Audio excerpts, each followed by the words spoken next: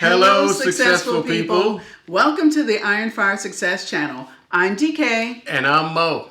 Thank you to our subscribers. And if you're new to our channel, welcome. Today's video is about that highly anticipated design center meeting. I'm going to share 8 tips to help you stay focused and on budget. Subscribe to our channel for more information about new home construction and model home tours in San Antonio and the surrounding areas. Okay, let's get to the video.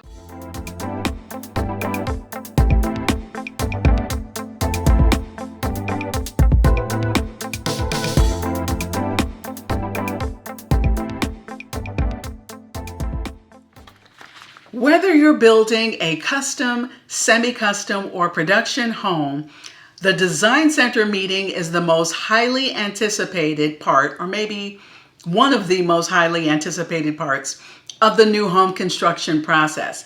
That's because it's the place where you get to decide on your upgrades. Upgrades are the things that everybody is excited about because you get to put your personal stamp on your home. It's the things that are those little extra touches that make your house special that you've been dreaming about when designing your new home. However, they're also the things that can cause a lot of anxiety for 2 reasons. Decision anxiety, right? There's a lot of decisions to make and often in a little bit of time. And financial anxiety because it's a place where a lot of people tend to go over budget. Well, these 8 tips I'm going to share with you are based on our experience building our new custom home and the experience of others so that you can be as prepared as you possibly can for your design center meeting to stay focused and stay on budget. Okay, now these are in no particular order. Here's number 1. Make a prioritized list. And what I'm talking about is as you're looking at model homes, whether you're on Pinterest, on House, however you're collecting information about how you want your home to look, keep track and make a list. You can do it by part of the house, so kitchen, bathroom, bedroom, if that's your preference, or you can do it by element, flooring, tile, electricity, whatever sense of organization you feel like doing, do it. But make a brainstorming wish list of everything you would want. Don't take anything off the table unless you're absolutely positive you won't care about it, but just put everything down. This is because you're going to get out of your brain all of those things swirling around about what it is you want and get it on a sheet of paper. Now, don't be surprised if you can't do this in one sitting. Mo and I, it took us a couple of times of thinking of something and something we forgot and, oh, let's add this. So the important thing is to just get it all out of your brain and on a sheet of paper.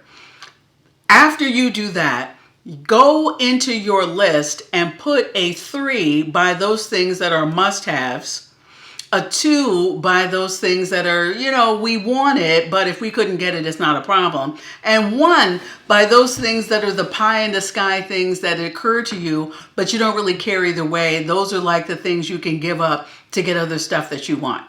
So number 1 is prioritize list. Number 2, consider money-saving themes and strategies. These are the things that you get ideas from other people, maybe from other videos or articles about what are the approaches that people took towards deciding what to upgrade and what not to upgrade and how to save money. One of the things you can do, and I'm going to put a link up here to 3 videos we did. One of them is called Low Cost Upgrades with Big Impact. The other video is Partial Upgrades to Save Money.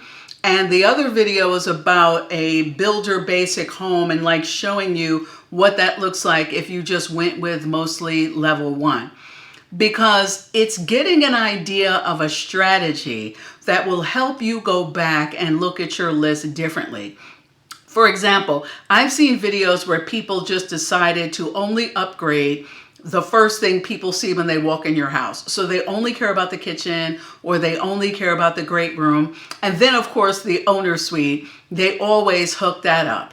Then there's people who just make decisions to, I'm going to upgrade all my cabinets or I'm going to do, countertops, but only in a certain place. Our strategy was to focus on upgrading structural elements. those things that were going to be fixed and not be able to change later unless we want to pay some money to do it. And then all interior upgrades came second. Now, we also had a strategy to try to stick to level 1 as much as possible, but we too wanted to hook up our master suite and our kitchen. And you'll see that when you stick with us and see our finished custom home, how these were the areas where we concentrated. Okay, so once you get an idea of what your strategy is going to be, number 3 is reprioritize that wish list.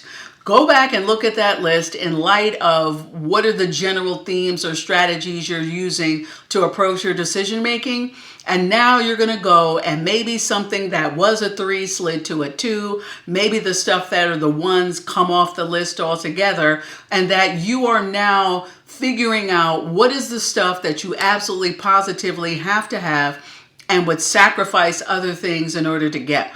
This is going to keep you focused in the design center meeting, because if you're not, you're going to get distracted by all the shiny things and pretty bells and whistles, and you might actually run out of time to have your meeting if you're not focused, and you can go over budget.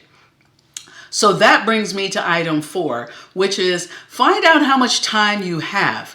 Not all builders do this the same way. Find out how many appointments you have and how many hours you have. For example, some builders want you to be there in one day for 4 to 6 hours and make every decision about upgrades at one time. Other builders might allow you 2 meetings, one to make decisions about the upgrades and the other to come back and change your mind if you decide you don't want something, but at least it gives you an opportunity to think about it.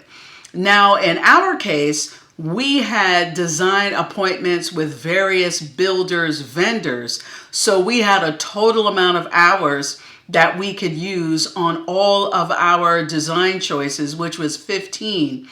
And we had to budget out that 15 hours between going to a tile vendor and going to an appliance store and picking our countertops. So we were in there laser focused and looking at our watches to make sure that we had budgeted the allotted amount of time per meeting so that in total we didn't go over the 15 hours. Okay, and that leads me to point number 5. Find out where your design meeting is. I know I'm saying design center, but not all builders use a design center.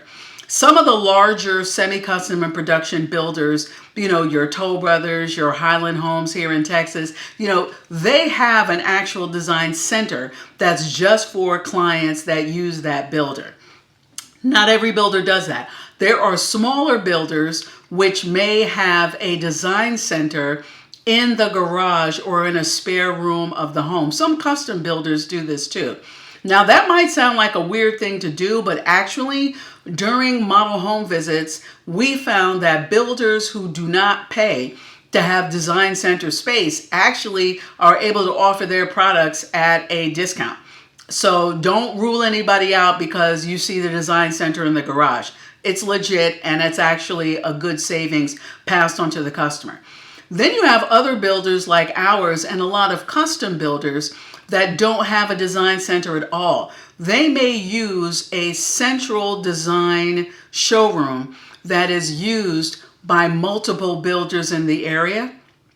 And a lot of custom builders will also have you meet with a designer, and sometimes they'll show you catalogs and you're not going anywhere except for certain things. Or like in our case, it was all of the above. There was a centralized design center where we had to go to select our tile. Then we selected some stuff out of catalogs. And then the builder had agreements with specific vendors in the San Antonio area. Like we went to one place for our appliances, one place for our countertops. Somebody else did our cabinets. And I also know that there are some custom builders where the client can go to any vendor of their choice as long as they are staying within their budgeted allowance for that particular thing. And for all you custom home building people out there, I am going to do a separate video about purchasing upgrades with allowances to give you some more insight into what our experience was, because that is a different thing than when you're going to a design center. Okay, so number 6, is ask for the cost of the upgrades in advance. Now, a lot of people do not have success doing this. I'm just going to say this right now. Some builders will readily hand you a price list.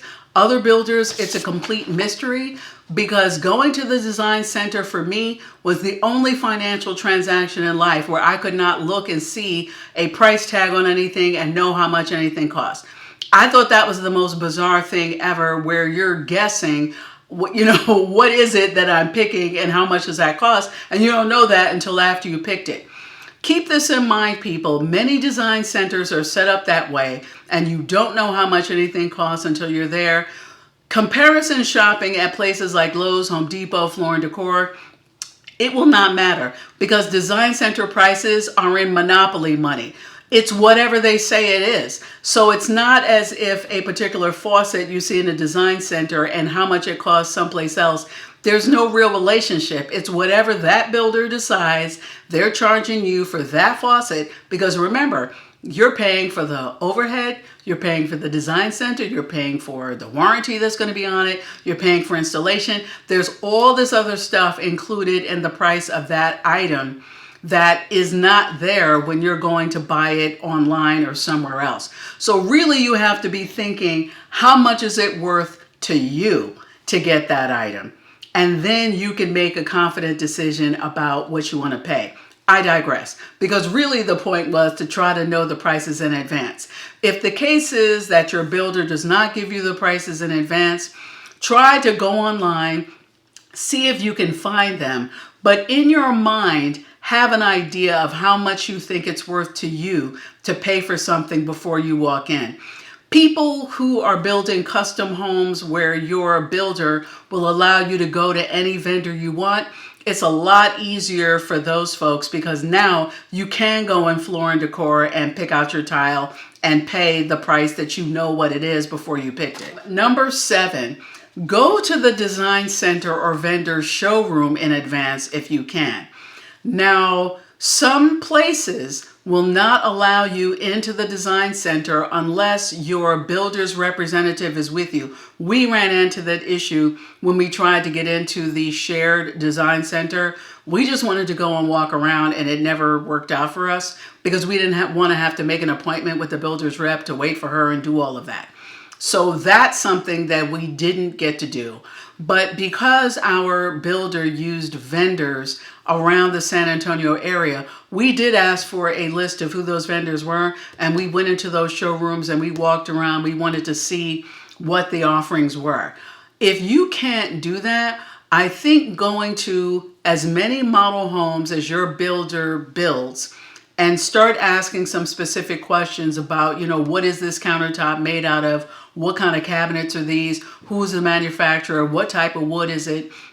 What paint do they use?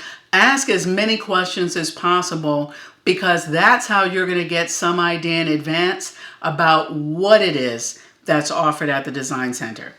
And that takes me to tip number 8. Remember, if you're using a builder that builds homes in different levels or tiers, and what I mean by that is the same builder may build in different communities, in different markets at different price points. So it has happened to people where they've gone into their builder's design center, oohed and awed, and saw all the fabulous offerings, only to say, I want this, to find out that it's not available in the community where they're building. So please keep that in mind, and ask if you go into the design center for them to direct you only to the things that you know or they know are offered in your community. And to the best of your ability, make sure you keep track as you're going along of everything you selected. Now, most builders will give you this when you leave the design center. Make sure you take photos, write down serial numbers, and know what you picked. I say this because it did happen during our build where there's things we picked that later on when we saw that list, it wasn't what we picked. Or it could be a situation where when it's time for something to be installed, you get a different stove or some different tile other than what you picked. So make sure you know your serial numbers, types, colors, and everything to make sure you're getting what it is you selected in the design center. Well, I hope that these tips were useful to you. If you would like to see this in writing and with some links to other articles, go to our blog at www.ironfiresuccess.com. I'll put a link in the description box. And that way, instead of like memorizing everything or watching a video 5 times, you could also go to the blog article, see these things written out for yourself. And I also have a link in the blog article to our free standard features checklist where you can keep track and write down of what it is you're looking at. And don't forget, if you want ideas about upgrades, structural and interior, check out our videos, and I'll put one link here for the structural upgrades we picked, and then I'll put another link up here for the interior design upgrades we picked, and then that way you can get a visual idea of what we did. And subscribe to our channel if you want to follow our custom home building journey. That way you'll get to see these things come to life. Thank you for watching today. We hope this video helps you with your design center experience. Please subscribe to our channel for more information about new home construction and model home tours in San Antonio and the surrounding areas. And subscribe to our blog at www.ironfiresuccess.com. As always, until next time, be peaceful and count your blessings.